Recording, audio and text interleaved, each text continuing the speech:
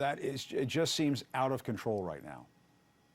Yeah, thanks, Jim. And as you alluded to, this is one of many threats. In fact, you had reached out to me to ask which threat this was, and frankly, I told you I was going to have to look it up because we get dozens of voicemail threats threatening to kill me, my family, or my staff each week. And so when we heard about a plea, like, that's great, but this is just kind of a drop in the bucket for what's out there. So I'm grateful to the FBI, the DOJ, and the Yonkers Police Department.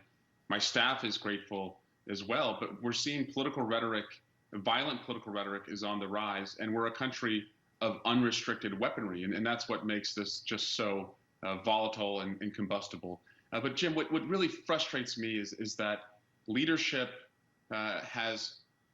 lack of leadership has consequences, and inaction has consequences. And when I see my Republican colleagues fail to condemn the political violence that's out there, or in many ways, like Marjorie Taylor Greene and Lauren Boebert, glorify it, it inspires others, and it gives them a permissive lane or a green light, if you will, to believe that it's okay to do this. And what can be done about that?